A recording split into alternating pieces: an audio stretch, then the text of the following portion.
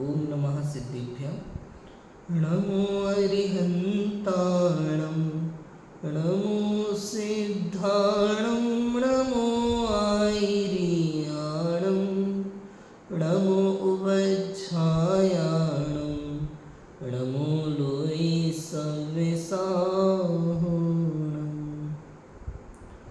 मंगलमय मंगलकरण वीतराग विज्ञान नमो ताहि जाति भय अरहंतादिमान कर मंगल करि हो महा ग्रंथ करण को काज जाति मिले समाज सब पावे निज पद राज।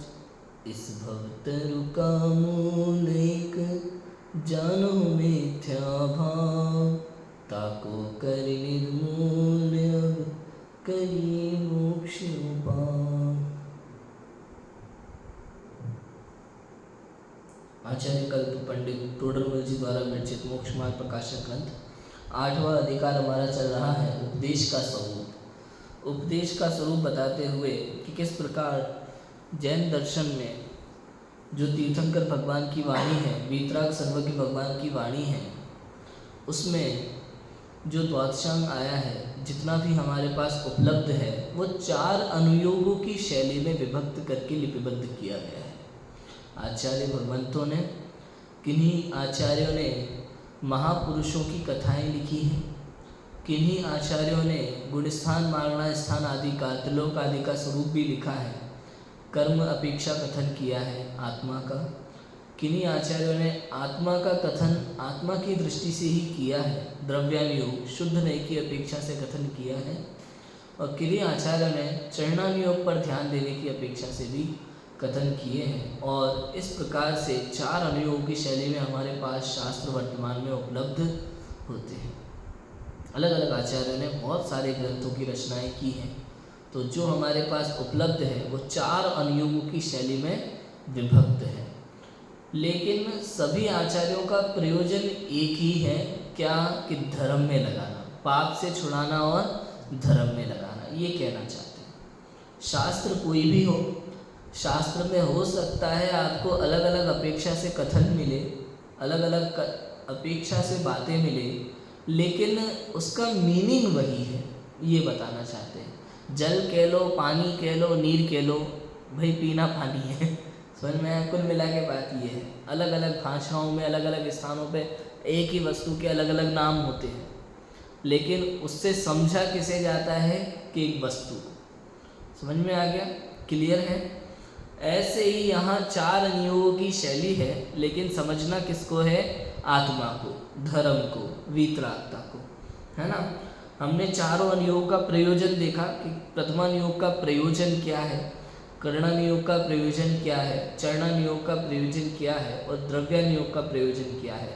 और मूल में 4 अनुयोग का प्रयोजन एक ही है, पाप से छुड़ाना और धर्म में लगाना। ठीक है। इसके बाद कहते हैं कि अनुयोगों के व्याख्यान का विधान, कि प्रथमानुयोग की व्याख्या आखिर किस तरह की होती है, प्रथमानुयोग की शैली कैसी होती है। आचार्य जब प्रथमानुयोग के ग्रंथों की रचना करते हैं तो उसमें क्या क्या वर्णन आता है और उसे हमें किस प्रकार से समझना चाहिए। कई चीज़ें ऐसी हैं प्रथमानुयोग में जो हमें वैसी की वैसी स्वीकार करनी नहीं है। समझ में आया? बहुत सारे लोग कहें भाई शास्त्र है, शास्त्र में तो हर बात सही होती है, हमने कब कहा गलत है। लेकिन ये है कि हर बात वैसी की वैसी लिखी नहीं जा सकती।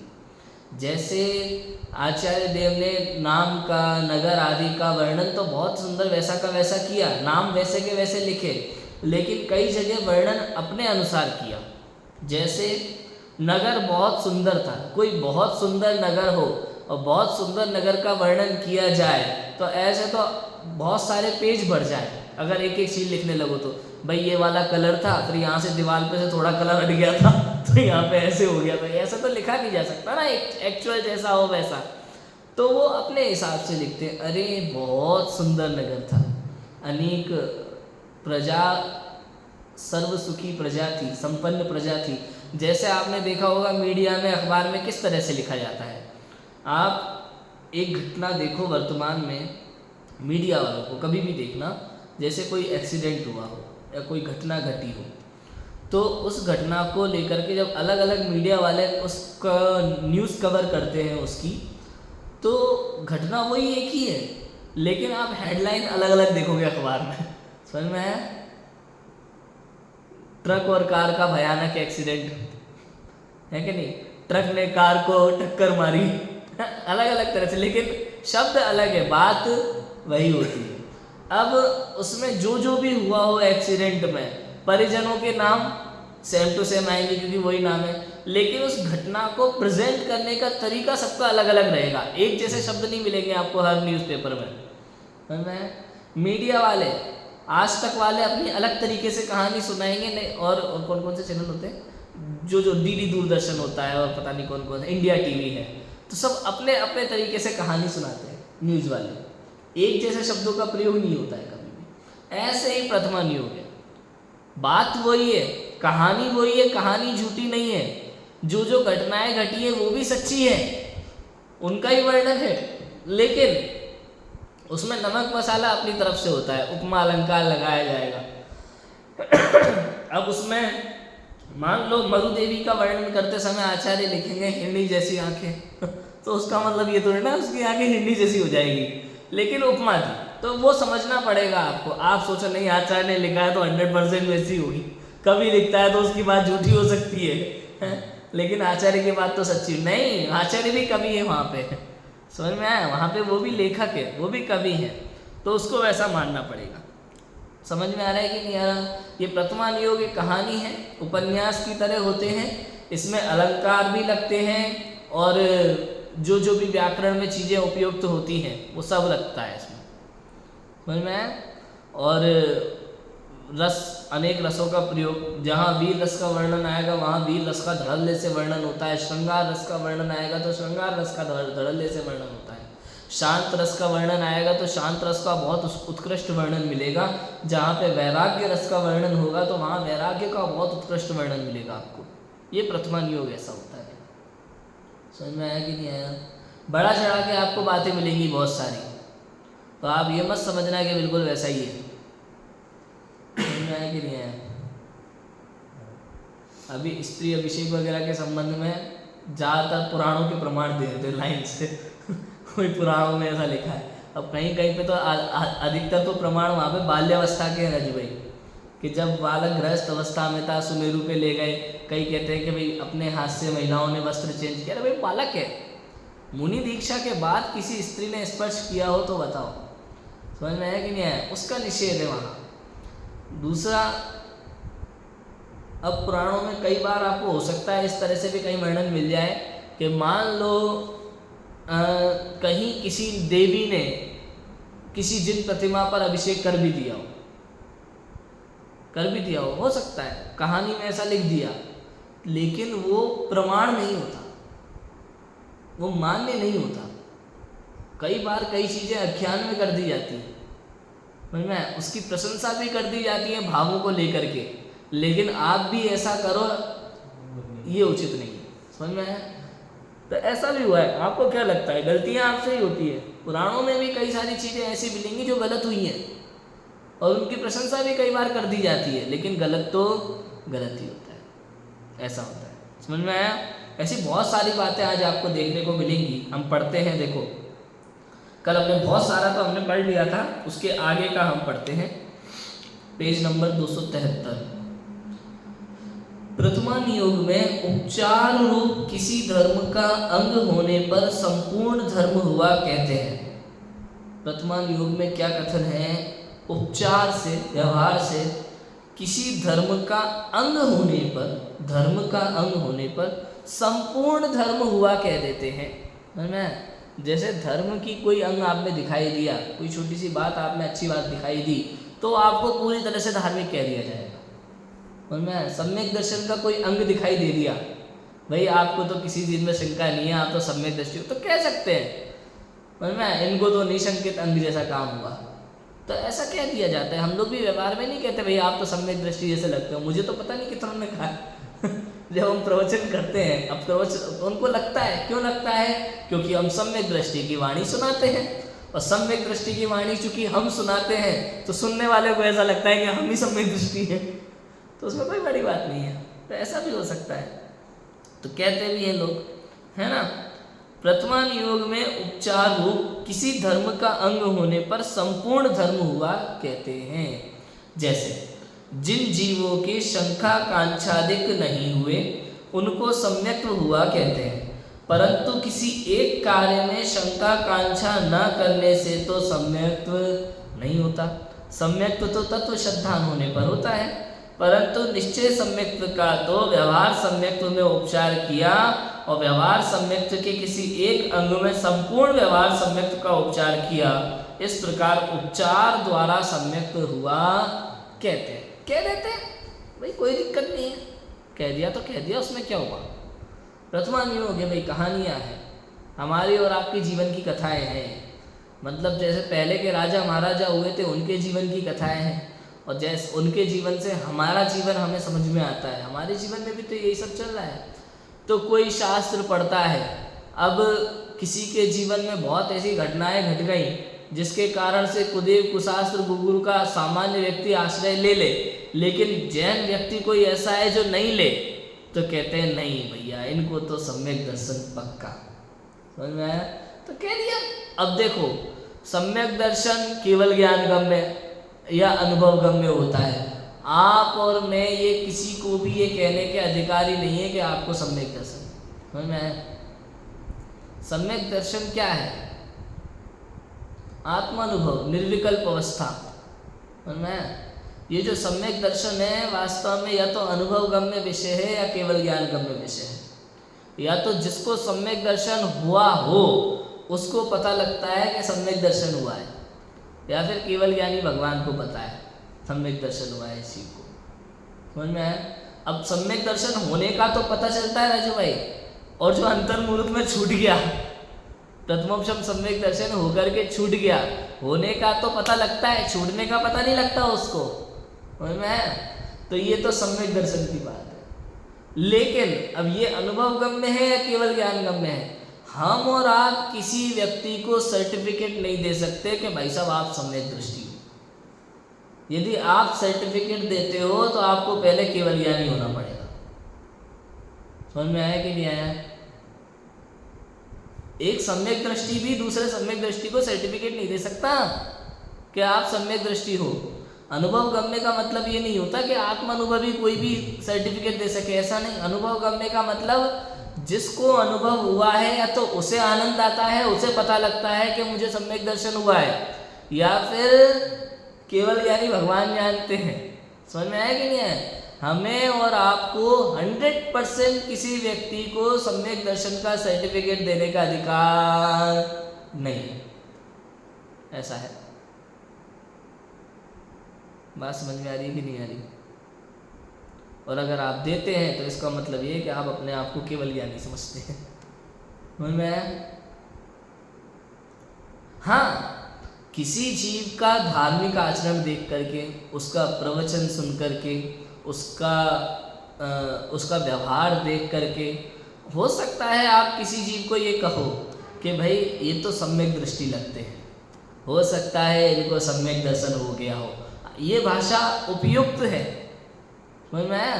कि हो सकता है इनको सम्यक दर्शन हो गया हो, ये तो सम्यक दृष्टि जैसे लगते हैं, इनके सारे काम उत्कृष्ट श्रावक जैसे काम हैं, आप ये कह सकते हो। लेकिन 100% नहीं कह सकते कि नहीं ये तो सम्यक दृष्टि ही है। ये अगर आप कहते हो तो आपको केवल ज्ञानी होना पड़ेगा। समझ में आया? क्योंकि सम्यक दर्शन या तो अनुभव गम्य होता है या फिर केवल ज्ञान गम्य होता है। ऐसा है भैया। समझ में आ गया कि नहीं आया? इसलिए कहा प्रथमान योग में उपचार रूप किसी धर्म का अंग होने पर संपूर्ण धर्म हुआ। कहते हैं ना, कह दिया ना तो क्या हो गया? ऐसा कहा, व्यवहार से कहा, उपचार से कहा, आप इसको सच मत मान। समझ में है? अब ये बातें समझनी पड़ेंगी लोगों को। अब कोई कह रहे कि नहीं प्रथमान योग में तो ऐसे लिखा है कि भैया उन्होंने ऐसा किया था तो वो सम्यक दृष्टि हो गए, अगर आप ऐसा करते हो तो आप सम्यक दृष्टि नहीं। भैया उपचार से कथन, व्यवहार का कथन है, समझो बात को। यहाँ ये समझना पड़ता है। समझ में आया? सम्यक्त्व तो तत्व श्रद्धान होने पर होता है। निश्चय सम्यक्त्व का तो व्यवहार सम्यक्त्व में उपचार किया और व्यवहार सम्यक्त्व के किसी एक अंग में संपूर्ण व्यवहार सम्यक्त्व का उपचार किया। देखो, निश्चय से तो आत्मानुभवी सम्यक दर्शन है और उसका उपचार व्यवहार में किया, क्योंकि जिसको आत्मानुभव होता है उसके अन्याय अनित्य अवक्ष का त्याग होता है, बाहर की उसकी क्रियाएं उत्कृष्ट दिखाई देती है। अब बाहर में उसने शंका नहीं की किसी तत्व में, देव साज गुरु में शंका नहीं हुई उसे, अरे भैया इसको तत्व में शंका नहीं है, तो ये सम्यक दृष्टि। 100% तत्व में शंका नहीं है तो सम्यक दर्शन ही होता है। लेकिन जैसे वहाँ सम्यक दर्शन के अंग में प्रसिद्ध किया ना रेवती रानी को, समझ में आया? तरह तरह के लोग आए, वहाँ नहीं गई, समवशरण आ गया तो उन्होंने कहा नहीं भैया पंचम काल शुरू हो गया, अभी काय का समवशरण, महावीर भगवान तो हो गए 24 तीर्थंकर, तो उनको उन्होंने सम्यक दर्शन में प्रसिद्ध कर दिया निशंकित अंग में, जबकि एक अंग होने से कोई सम्यक दृष्टि होता नहीं है। नियम ये है कि यदि निशंकित है तो बाकी 7 भी होंगे ही होंगे, यदि एक भी नहीं है तो 7 ही। हमारे यहाँ इन गुणों में सब में अविनाभाव संबंध होता है भाई साहब, समझ में आया कि नहीं? कौन सा संबंध होता है? अविनाभाव संबंध होता है। बताओ, सिद्ध पर ऐसे कौन से सिद्ध भगवान होंगे जिनके 8 में से 7 गुण होंगे? कौन से अरिहंत भगवान के 46 गुण नहीं होते? तीर्थंकरों के अलग बात है, तीर्थंकरों के गुणों में और सामान्य अरिहंतों के गुणों में अंतर आ जाता है, मूल गुणों में, लेकिन वो अनंत चतुष्टय में अंतर नहीं पड़ता है। अनंत चतुष्टय वैसे के वैसे, समझ में आया? अनंत चतुष्टय सेम टू सेम। अब आप सोचो कौन से ऐसे सिद्ध भगवान हैं जिनके 8 की जगह 7 गुण हो? कौन से आचार्य परमिष्ठी होंगे जिनके 35 हो? अविनाभाव संबंध होता है, ये नहीं है तो ये भी नहीं है। इसलिए कहा सम्यक दर्शन के 8 अंग यदि निशंकित है तो बाकी 7 भी होंगे ही होंगे। यदि एक नहीं है 7 है, एक नहीं है कि 3 लोग 3 काल में, ऐसा होता नहीं है। 8 की 8 एक साथ एक समय में प्रकट होते हैं, ये हमारा जैन दर्शन है। ऐसे ही मूल गुण कि मुनिराजों के 28 मूल गुण होते, ये कोई बात नहीं, एक आध नहीं दिखाई दे रहा, ऐसा होता ही नहीं है भाई, सबके एक आध नहीं। अगर तुम्हें एक नहीं दिखाई देगा, कंफर्म हो गया ना, तो इसका मतलब 28 की 28 नहीं है। समझ में आया कि नहीं आया? 3 लोग 3 काल में, ऐसा नहीं होता कि किसी मुनिराज को 27 मूल गुण हो, सवाल ही नहीं है। या तो 28 के 28 होंगे या फिर एक भी नहीं होगा, ये जैन सिद्धांत है, इसको कोई नहीं बदल सकता, ऐसा है। क्लियर है? ये वस्तु का स्वरूप है। आप देखो तो एक व्यवहार की एक कोई क्रिया पकड़ करके उसमें संपूर्ण धर्म प्रकट कर देते हैं, ऐसा होता है कि ये ऐसा है। समझ में आया? 2 पैरों पे चलने वाला मनुष्य होता है। मनुष्य धर्म का किस में प्रकट किया? 2 पैरों में चलना। मनुष्य के काफ़ी सारे धर्म होते हैं, उसमें काफ़ी सारी अनेकों क्रियाएं, अनेकों कलाएं, सब है, लेकिन इसने काय में सिद्ध कर दिया केवल 2 पैर वाला है, वो कौन है? मनुष्य। जबकि 2 पैर वाला कबूतर भी होता है लेकिन मनुष्य है, ठीक है। तथा किसी जैन शास्त्र का एक अंग जानने पर सम्यक ज्ञान हुआ कहते हैं, सो संशय आदि रहित तत्व ज्ञान होने पर सम्यक ज्ञान होता है, परंतु यहाँ पूर्ववत उपचार से सम्यक ज्ञान कहते हैं। देखो, जैन शास्त्र का एक अंग जानने पर सम्यक ज्ञान हुआ कहते हैं लोग। सम्यक ज्ञान की परिभाषा क्या है भाई? द्वादशांग का ज्ञान हो जाए उसको सम्यक ज्ञान नहीं कहते, तत्व ज्ञान को सम्यक ज्ञान कहते हैं। प्रयोजन भूत तत्व में शंका आदि ना हो, उनके उस ज्ञान को क्या कहते हैं? सम्यक ज्ञान कहते हैं। लेकिन कोई जैन शास्त्र का कुछ अंग जान ले, एक अंग भी जानता है, या समझ लो कोई जितने उपलब्ध शास्त्र है उसमें से थोड़ा बहुत जानता है, एक शास्त्र भी कोई अच्छे से जानता है, प्रवचन करता है, तो उसको वर्तमान में सम्यक ज्ञान ही कह देते हैं, उपाधि दे देते हैं, ठीक है। तो कहते हैं उपचार से कह दिया भैया, सीरियसली मत लेना। समझ में? जैसे अपन सामान्य भाषा में कहते हैं भाई, कह दिया दिल पे मत लेना वैसे ही है। अगर आप शास्त्र पढ़ते हैं, प्रवचन करते हैं, कोई सभा में आपको आपसे प्रसन्न होकर के, आपसे प्रभावित होकर के आपको सम्यक दृष्टि, सम्यक ज्ञानी कह दे तो दिल पे मत लेना। क्यों? क्योंकि वो तो तत्व ज्ञान होने पर होता है। ऐसे भाषा शैली में आपने बहुत अच्छे से पढ़ लिख रखा हो, खूब अभ्यास कर रखा हो, उससे कोई सम्यक दृष्टि ज्ञानी होता नहीं है, ये समझना है। तथा कोई भला आचरण होने पर सम्यक चारित्र हुआ कहते हैं। वहाँ जिसने जैन धर्म अंगीकार किया हो, वह कोई छोटी मोटी प्रतिज्ञा ग्रहण की हो, उसे श्रावक कहते हैं। क्या कहा? भला आचरण होने पर सम्यक चारित्र हुआ कहते हैं। और किसी वहाँ जिसने जैन धर्म अंगीकार किया हो, छोटी मोटी प्रतिज्ञा की हो, उसे भी श्रावक कह दिया। सो श्रावक तो पंचम गुण स्थानवर्ती होने पर होता है। भाई पंचम गुण स्थानवर्ती हो, अणुव्रती हो, 12 व्रतधारी हो, 11 प्रतिमाधारी हो तो श्रावक कहते हैं। किंतु उपचार से इसे श्रावक कह दिया। श्रेणिक को श्रावकोत्तम कहा, जबकि उत्कृष्ट श्रावक तो एरक क्षुल्लक होते हैं, लेकिन फिर भी राजा श्रेणिक को कह दिया, वो तो अविरत सम्यक्ति था। सो ये तो असंयत था, परंतु जैन था इसलिए कहा। इस प्रकार अन्यत्र जानना चाहिए। भैया जहाँ जो श्रेष्ठ किसी चीज़ में दिखाई दे जाता है उसे भी ऐसे कह दिया जाता है विशेष। समझ में आ गया? ऐसा कई जगह उदाहरण भी आपको देखने को मिल सकते हैं। जॉब वगैरह में कोई अगर एक बहुत अच्छा काम कर देता है तो उसे बहुत बड़ा वो मिल जाता है अवार्ड, क्यों? कुछ होता ही नहीं है उसमें। समझ में आया? किसी एक चीज़ में भी अगर आप अच्छे निकल जाते हैं तो आपको बहुत आगे तक उपमाएं दे दी जाती है। समझ में आया? जैसे सुपरस्टार सिंगर शो में देख रहा था, छोटे छोटे बच्चे बहुत अच्छा गाते हैं, तो उन छोटे छोटे बच्चों को गाते हुए देख करके कह देते हैं ये तो सीधे भगवान है, भगवान का अवतार है। तो इस तरह के शब्दों का भी वहाँ प्रयोग कर दिया जाता है संचालक द्वारा, या फिर जो उनको कॉम्प्लीमेंट्स देते हैं ना सिंगर्स लोग, उनके द्वारा, एक्टर्स लोग होते हैं उनके द्वारा उनको कॉम्प्लीमेंट दे दिया जाता है कि इतना छोटा सा आप गा रहे थे, मुझे लग रहा था भगवान का अवतार है, ऐसा लग रहा था भगवान गा रहे हैं। तो इस प्रकार से जो मालूम है, सबको मालूम है कि नहीं भाई भगवान नहीं है, लेकिन फिर भी कह दिया ना। अब कोई सीरियस मान के बैठ जाए, भाई इन्होंने कहा है इसका मतलब ये तो भगवान नहीं है, कल से इनका मंदिर बना करके पूजा शुरू, तो कहते हैं ये पागल है। कई हुई बात को समझो कि बात किस वे में, किस भावना में, किस अपेक्षा से कही जा रही है, मूवमेंट कौन सा चल रहा है, इस समय भावना कौन सी चल रही है, किस भावना में उस व्यक्ति के लिए क्या वर्ड का प्रयोग किया है, वो समझ जाओ ना, उसमें क्या दिक्कत है। समझ में आया? कभी कभी किसी की प्रशंसा में इस तरह ऊंची ऊंची बातें बोल दी जाती है, इसमें कौन सी बड़ी बात है? ऐसा है। समझ में आ गया? तो ऐसा होता है।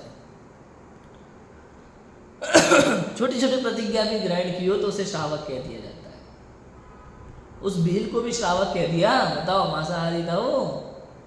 हम कह रहे श्रद्धावान, विवेकवान, क्रियावान, सम्यक दर्शन के बिना श्रावक नहीं। उस भील को श्रावक कह दिया।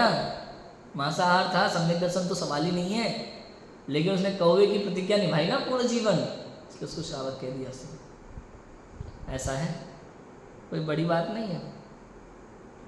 ये श्रावक है। अब मुनि के लिए कि तथा जो सम्यक रहे तो मुनि लिंग धारण करे, वह द्रव्य से भी कोई अतिचार लगाए तो उसे भी मुनि कहते हैं। सो मुनि तो षष्ठादि गुणस्थानवर्ती होने पर होता है, छठवें गुणस्थान से ऊपर हो तो मुनि होता है, परंतु पूर्ववत उपचार से उसे मुनि कहा। समवशरण सभा में मुनियों की संख्या कही, वहां सर्व शुद्ध भावलिंगी मुनि नहीं थे, परंतु मुनिलिंग धारण करने से सभी को मुनि कहा। इस प्रकार अन्यत्र भी जानना। देखो, सम्यक रहित होकर मुनिलिंग धारण करे, भले अभी सम्यक दृष्टि नहीं है, लेकिन 28 मूल गुण का उनके निरतिचार पालन चल रहा है। निरतिचार, अरे कहते हैं द्रव्य से अतिचार भी लग रहा हो कोई तो भी मुनि है, अतिचार लग रहा हो तो अपराधी नहीं। समझ में आया? ये अतिचार और अपराध में अंतर समझना। जैसे मान लो कोई दिगंबर मुनिराज है, 28 मूल गुण के उनके निरतिचार पालन चलता है। अब जैसे मान लो वो एरिया समिति पूर्वक चल रहे हैं, नियम ऐसा होता है कि मुनिराज चलते समय कभी बोलते नहीं है, बोलते नहीं, कुछ काम करते समय बोलेंगे नहीं, मौन रहते हैं, क्योंकि उनका पूरा ध्यान होता है कि कोई जीव हिंसा ना हो। तो चलते समय मौन रहकर बहुत स्लो, भागेंगे नहीं कि स्पीड में कि 10 किलोमीटर जल्दी पहुंचना है, थोड़ा एक दिन में इतने किलोमीटर चल लेते हैं, ऐसा कोई रिकॉर्ड नहीं बनाना होता है मुनिराज को। तो वो 4 हाथ आगे की जमीन देख करके जो चल रहे होते हैं ना, उस मौन लेकर के उस समय देख देख कर चल रहे हैं, देख देख कर चलते हुए भी अचानक कोई जीव पैर के नीचे आ जाए, समझ में आया? इसको कहते हैं अतिचार। समझ में आया? मुनिराज एरिया समिति पूर्वक चल रहे हैं और चलते चलते देख देख कर चलते हुए भी यदि किसी जीव की हिंसा हो जाती है तो बोलते हैं अतिचार। इसका प्रायश्चित, उसका जो उनके प्रतिक्रमण आदि होता है उसमें प्रायश्चित होता है इसका। लेकिन श्रावकों से बातें करते हुए चल रहे हैं, उनका ध्यान ही नहीं है कि नीचे जीव है कि नहीं, तो कहते हैं अतिचार नहीं, अपराध, इसका कोई प्रायश्चित नहीं होता, फिर वो मुनि नहीं है। समझ में आया? यदि आत्मानुभव नहीं भी हो, समझ में आया, सम्यक्त्व से रहित भी हो, पहले गुण स्थान में हो और अतिचार भी लगते हो तो भी मुनि है, उनको मुनि कहने में कोई दिक्कत नहीं है, क्योंकि 28 मूल गुण चल रहे हैं उनके बराबर से। लेकिन 28 मूल गुण का पालन ही नहीं है, उस पर उनका ध्यान ही नहीं है, मुनिचर्या पे ही उनका ध्यान नहीं है, तो वो मुनि नहीं। समझ में आया? मुनि तो षष्ठादि गुण स्थानवर्ती होने पर होता है, भावलिंगी संतो तो होता है, 3 कसाय चौकड़ी के अंदर में अभाव हो तो मुनि है, नहीं तो नहीं। किंतु उपचार से द्रव्यलिंगी को भी मुनि कहने में कोई आपत्ति नहीं है। समव शरण में द्रव्यलिंगी भावलिंगी मुनि एक साथ एक ही कोटे में बैठते हैं, वो मुनियों का कोटा जो होता है सभा 12 सभा में एक साथ द्रव्यलिंगी भावलिंगी बैठते हैं, उसमें कोई दिक्कत नहीं है। आत्मानुभव होना होगा तब हो जाएगा, लेकिन वो अपने वेश के अनुसार उनका आचरण पलता है बराबर से, समझ में आया? ऐसा होता है। और देखो अब आपको उदाहरण देते हैं प्रथमान योग में तरह तरह के किस प्रकार के कथन हो सकते हैं। प्रथमान योग में कोई धर्म बुद्धि से अनुचित कार्य करे उसकी भी प्रशंसा करते हैं। समझ में आया? पहली बात क्या, धर्म बुद्धि से अनुचित अयोग्य जो करने योग्य कार्य नहीं है वो भी कर रहा है अगर धर्म बुद्धि से, तो उसको भी प्रशंसनीय कहा। जैसे विष्णु कुमार ने मुनियों का उपसर्ग दूर किया था सो धर्मानुराग से किया, परंतु मुनि पद छोड़कर यह कार्य करना योग्य नहीं था, क्योंकि ऐसा कार्य तो गृहस्थ धर्म में संभव है और गृहस्थ धर्म से मुनि धर्म ऊंचा है। सो ऊंचा धर्म छोड़कर नीचा धर्म अंगीकार किया वह अयोग्य है, परंतु वात्सल्य अंग की प्रधानता से विष्णु कुमार जी की प्रशंसा की है। इस छल से औरों को ऊंचा धर्म छोड़कर नीचा धर्म अंगीकार करना योग्य नहीं।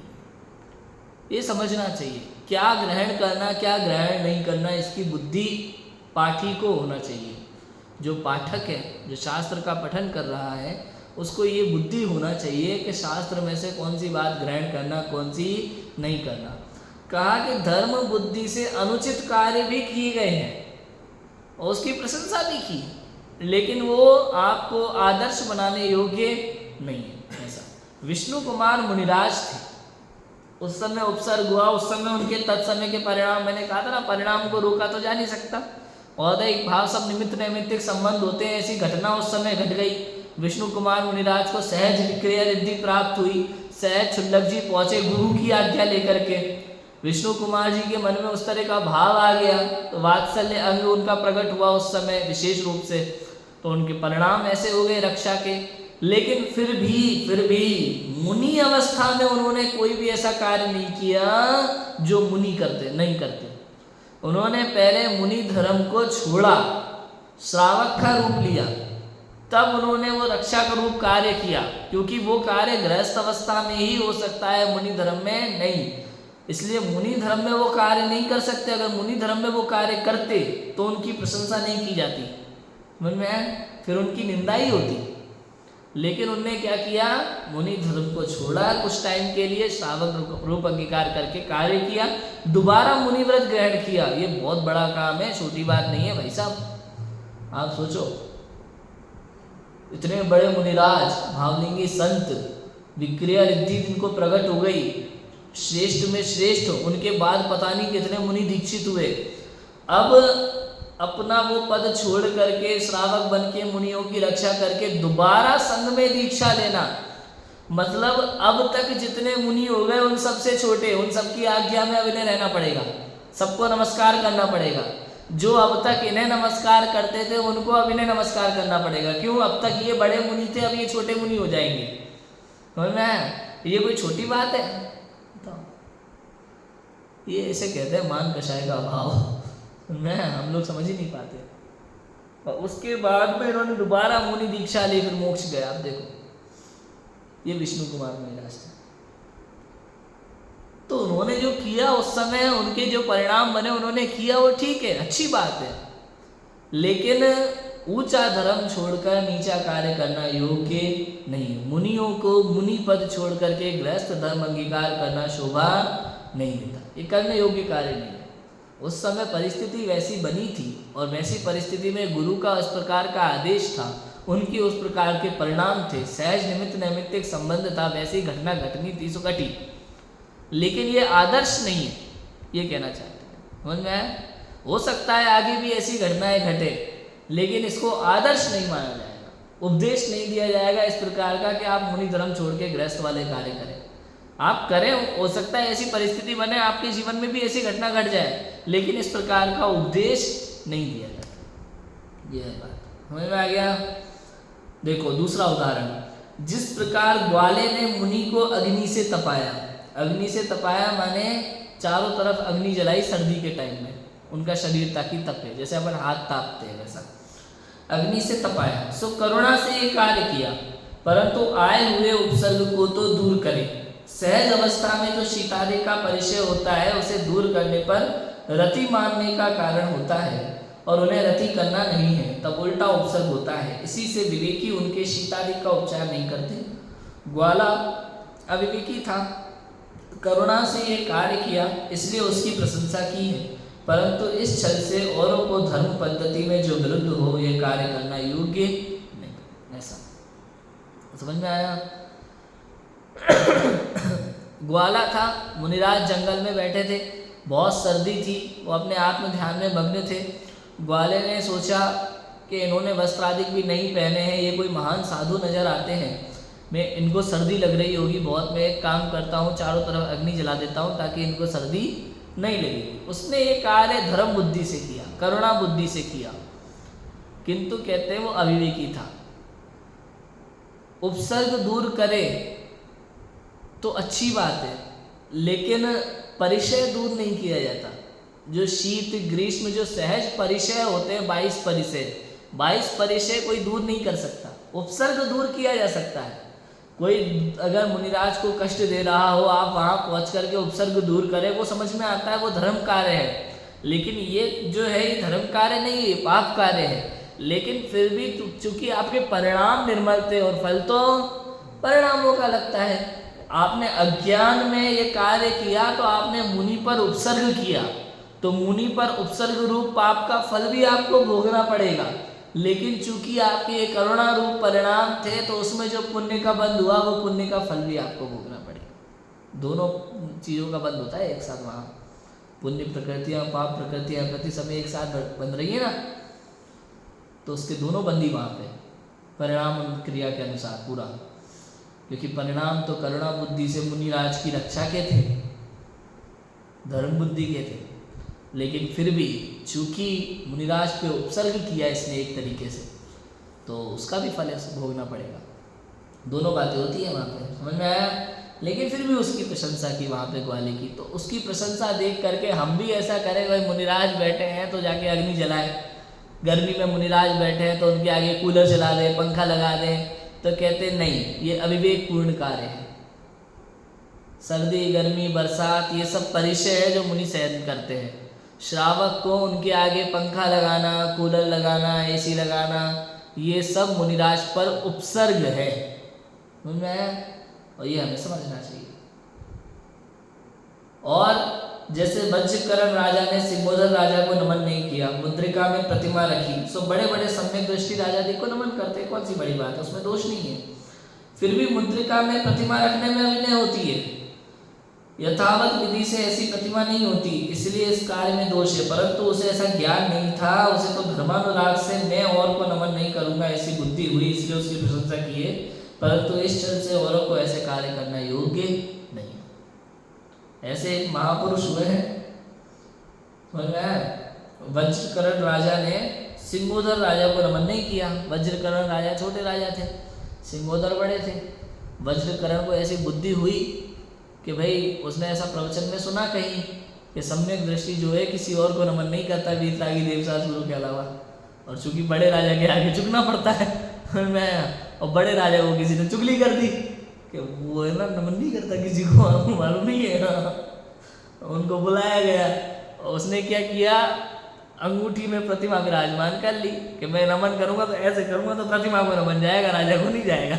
इस प्रकार का चलता, तो ये अविवेकपूर्ण कार्य था उसका। भाई पहली बात तो ऐसी प्रतिमा नहीं होती अंगूठी में, ये प्रतिष्ठित प्रतिमा नहीं है और अप्रतिष्ठित प्रतिमा को नमस्कार नहीं होता। इस प्रकार अंगूठी में प्रतिमा रखना योग्य नहीं है।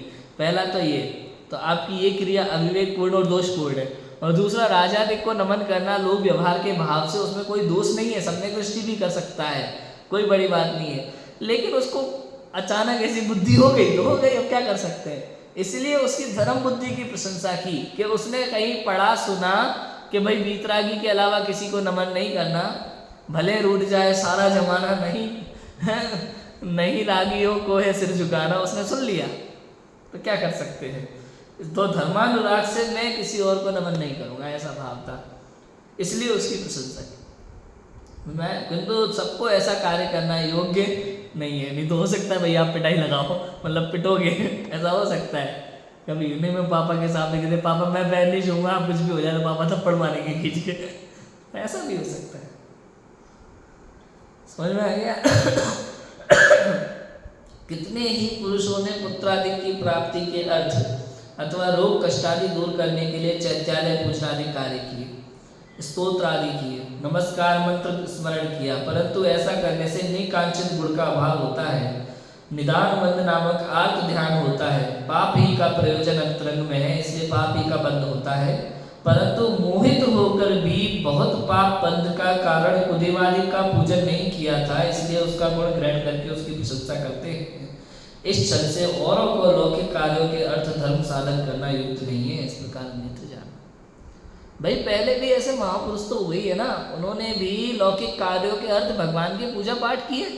ऐसा थोड़ा ना कि आप ही मिथ्या दृष्टि पैदा हो रहे हो, आपके पहले नहीं हुए हैं, और उनकी भी कहीं ना कहीं शास्त्रों में प्रशंसा कर दी है। तो होता ही है। आप देखो क्रिकेट की टीम में जो बहुत अच्छे खिलाड़ी होते हैं उनकी तो प्रशंसा की जाती है। कई ऐसे होते हैं जिनकी जो गलती कर देते हैं कहीं ना कहीं, लेकिन एक गलती करी और एक बहुत अच्छा कार्य किया तो गलती की बुराई और अच्छे कार्य की प्रशंसा तो की जाती है ना। मैं आया नहीं आया, दोनों बातें होती हैं। भाई बॉलिंग करते समय तुमने बहुत अच्छी बॉलिंग की और तुमने 2 विकेट लिए, लेकिन तुमने कैच छोड़ दिया, मैं आया कि नहीं आया। तो कैच छोड़ने पर बुराई भी मिलेगी और विकेट गिराने पर प्रशंसा भी होती है। तो तुम कुदेवादी के दर्शन करने नहीं गए, इस बात को ध्यान में रखते हुए कहीं ना कहीं आपकी प्रशंसा करते। मैं आया कि नहीं आया। लगान में जब वो क्या नाम था उसका गद्दार का, लाखा लगान पिक्चर में लाखा जो था वो विदेशी टीम से जाकर के मिल जाता है। बाद में जब उसको अपनी गलती का एहसास होता है, सबको पता चल जाता है, तो वापस अपनी टीम में आ जाता है। तो भी उसकी प्रशंसा की, आप बताओ क्यों। पहले तो गया और दूसरी बार में किसी को भरोसा नहीं था नायक के अलावा, आमिर खान के अलावा, तो उसकी बाद में सबने प्रशंसा मालूम है किस लिए की, कोई बड़ा तीर नहीं मारा, उसकी प्रशंसा केवल इसलिए थी कि तुमने बाद में धोखा नहीं दिया। हमें तो लग रहा था तुम फिर से अंग्रेजों के साथ ही मिले हुए हो, लेकिन तुम उनके साथ नहीं मिले, इसकी हमें खुशी है। समझ में आया कि नहीं आया। इसी बात की प्रशंसा है। आप देखो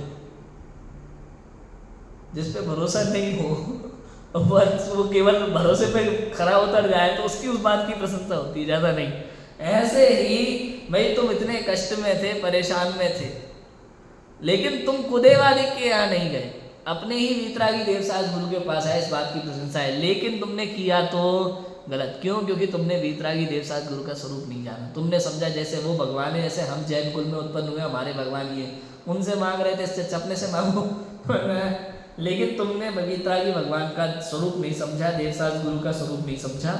निकांक्षित गुण का अभाव होता है। यदि भगवान से आप कुछ भी मांगते हैं तो उसमें भगवान की अभिनय होती है, अवर्णवाद होता है, उससे दोष ही लगता है, पाप ही का बंध होता है। लिखा है देखो, पाप ही का बंध होता है।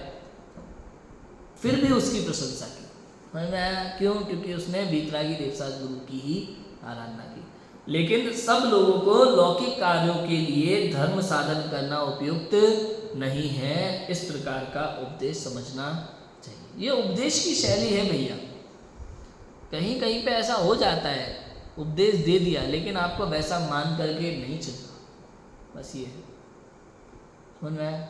कभी कभी आपको ये भी दिखाई देगा भाई कि जैसे मान लो किसी चीज़ की प्राप्ति के अर्थ, पुत्र प्राप्ति के अर्थ हमने भगवान की पूजा की और वास्तव में पुत्र मिल गया। अब वो 4 आदमी को बताएगा, सुनो फलाने तीर्थ पे जाओ, सम्मेद शिखर पे उपासना, भगवान की टोक पे नारियल चढ़ा के आना, हमने यही किया था, तो हमें पुत्र मिल गया। समझ में? अरे भाई, तुम्हें कौन से पुण्य के कारण से मिला, तुम्हारे कौन सा कर्म बंध था उसके कारण से उदय में आया और मिला, तुम्हें भी नहीं पता। और तुम अभी तुम केवल पार्श्वनाथ भगवान की पूजा करके आए, तुमने सारा श्रेय पार्श्वनाथ भगवान को दे दिया। ये अज्ञान है। समझ में आया? जो भी कार्य हो रहे हैं वो आपके पूर्व कर्म के उदय के कारण से हो रहे हैं। इसलिए भगवान की पूजा के समय भगवान से कुछ भी मांगना उचित नहीं है। भगवान की पूजा तो मात्र निस्वार्थ भाव से ही होना चाहिए, कुछ भी मांग करके नहीं। इसी प्रकार प्रथमान योग में अन्य कथन भी हो, उन्हें यथासंभव जानकर भ्रम रूप नहीं। ये प्रथमान योग के व्याख्यान का विधान था। इस प्रकार से आपको बहुत सारे अनेक प्रकार के कथन प्रथमान योग में अलग अलग रूप में मिलेंगे। अभी आपको इतना बता करके आपकी बुद्धि डाल दी है कि भाई किस प्रकार से प्रथमान योग में वर्णन आता है और आपको किस प्रकार से वहाँ कैसे समझना चाहिए। तो हम सब जब भी प्रथमान योग का अध्ययन करेंगे तो इन बातों का ध्यान रखेंगे और सही अर्थ ही ग्रहण करेंगे, गलत अर्थ ग्रहण नहीं करेंगे, इस बात का ध्यान रखेंगे। अब आगे कर्णान योग के व्याख्यान का विधान आएगा कि कर्णान योग में किस प्रकार की चर्चाएं आती हैं, उसकी चर्चा पर करेंगे। अभी की बात को विराम देते हैं। ओम नमः शिवाय।